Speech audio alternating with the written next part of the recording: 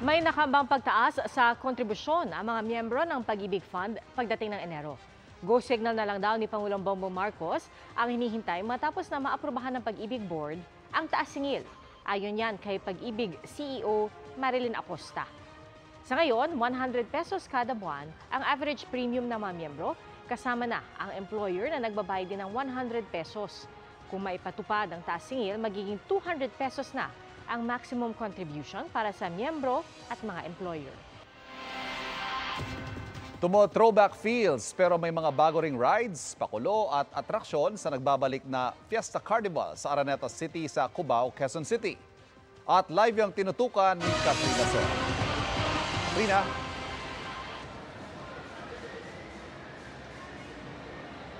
Ivan, makalipas ang halos 2 dekada muling binuksan sa publiko itong Fiesta Carnival. Dito nga yan sa Araneta City sa Cubao sa Quezon City.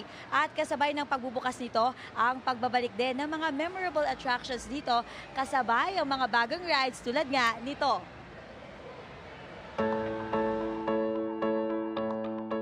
In 1971 nang buksan ng Fiesta Carnival sa publiko. Binansagan ito noong Manila's Mini Disneyland dahil ito ay year-round all-weather place for leisure and amusement. 2000 naman nang magsara ito, marami ang nakamiss sa lugar. Pero the wait is over. Nagbabalik na ang Fiesta Carnival. Binuksan ito sa publiko ngayong araw. Bigger, better, and brighter ang peg nito ngayon. Si Marvy May Millanes, agad dinala rito ang kanyang pamilya. Noong bata raw siya, dito siya palagi ipinapasyal ng kanyang mga magulang. Nung kabataan namin, lagi kami dinadala dito ng mama at papa namin. Kaming 3 magkakapatid. So, ang dami rin nung rides, so panahon na yon, tapos madaming tao. It's very nostalgic, kaya itong opportunity na to, we're so happy na nag-open again. And I'm bringing my daughter now so she can experience the fun here. Ipinagmamalaki ng Fiesta Carnival ang mas maraming rides at dagdag atraksyon gaya ng kids play area, arcade, skating park, party room, at We Jump trampoline. Isa nga sa mga pinipilahan dito ngayon ay itong bagong atraksyon nila na We Jump trampoline.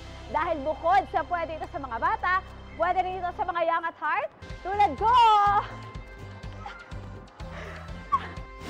Saka marami ng ilaw. Dati kasi parang rough ang ang floor, tapos madilim.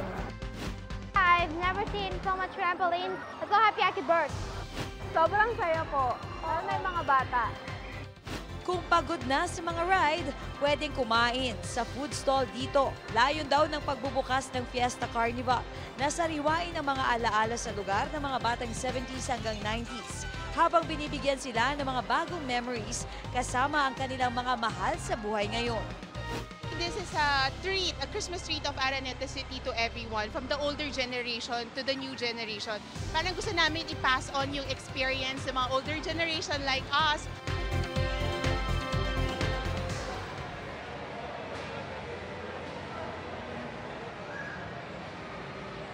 Ivan, para naman sa mga gustong mamasyal dito, libre po ang entrance fee at magtutuloy-tuloy na raw yan. Grand opening naman ito sa December 15. Ivan? Enjoy! At maraming salamat, Katrina Son.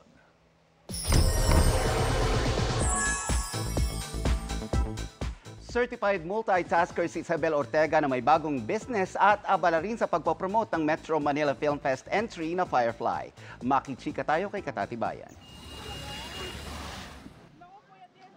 Muling pinatunayan ni sparkle artist Isabel Ortega na she is more than just a pretty face. Pinagsasabay-sabay niya ngayon ang pag-aaral ng law, pag-aartista, entrepreneur, and this time, a baker. Malapit daw sa puso ni Isabel ang passion project na ito dahil kapartner niya ang kanyang inang si Michelle Ortega. Ever since naman po talaga, yung love for baking is nasa amin na po ng mom ko. It's about time na ituturo rin niya sa akin yung recipes niya. Full support sa mag-ina ang fellow sparkle artists na sina Miguel San Felix at Rafael Landicho. Ika nga ni Isabel, lakas na loob ang kailangan.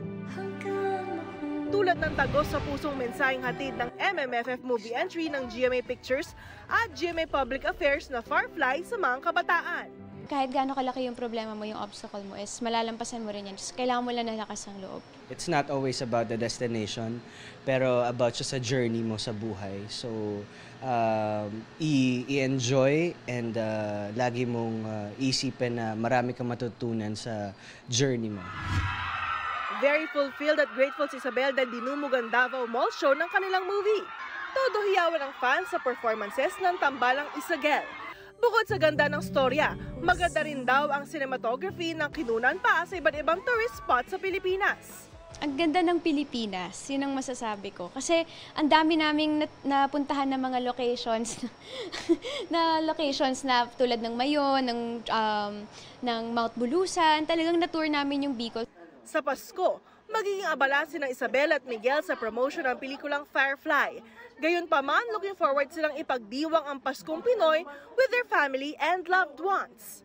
Katatibayan, updated sa showbiz happenings.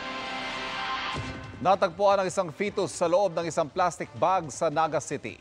Tinatayang nasa 5 hanggang 6 na buwan ang nasabing fetus na natagpuan sa ilog, sakop ng barangay Balatas at San Felipe.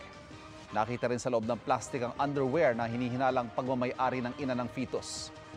Nailibing na ito matapos dalhin sa infirmary. Patuloy ang investigasyon at paghahanap sa nagtapon ng fetus sa ilog.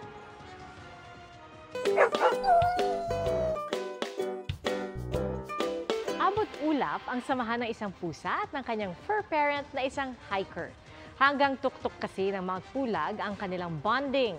Chill na chill lang ang Persian cat na si Gibby habang nakasakay sa balikat ng among si Arkham. At nang marating ang summit, kinumutan pa si Gibby. Aba, para hindi lamigin. At bago niya, nakaakyat na rin sila sa Mount Ulap. Palagi raw silang mag-cat tandem sa mga lakad dahil naniniwala si Arkham na hindi porket house pet ang kanyang pusa, ay sa bahay lang ang mga ito. Kailangan din daw makita na maalagang hayop ang ganda ng mundo. Pantapat daw ng Pilipinas sa engranding Thanksgiving Parade sa New York sa Amerika. Ang Grand Christmas Parade na nagbabalik sa Taguig. At nakatutok live si Jamie Santos. Jamie? Ivan, damhin ang saya at magic ng Pasko sa pagbabalik ng Grand Christmas Parade.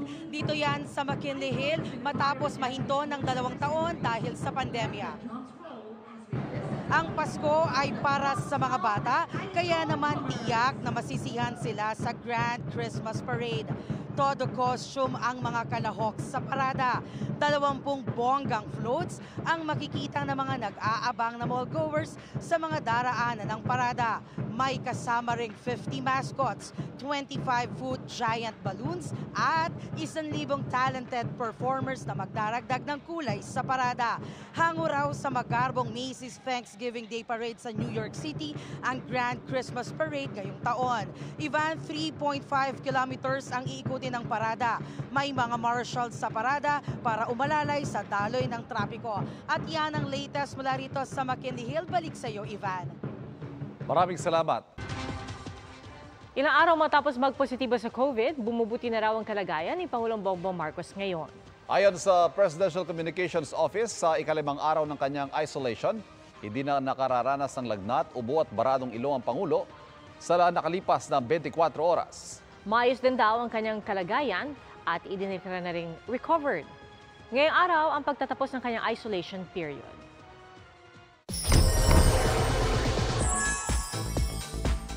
Mabilis na chikahan na naman tayo.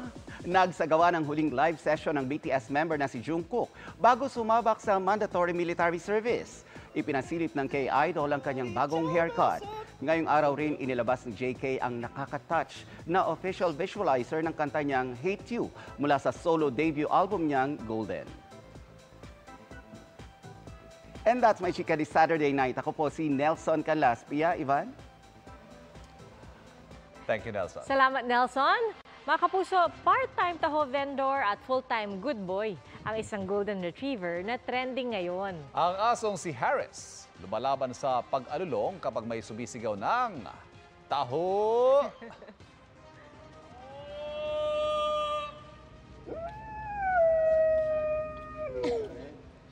Ayun naman. Lumapit pa si Harris sa taho vendor nang marinig ang classic na pagtawag nito sa mga customer.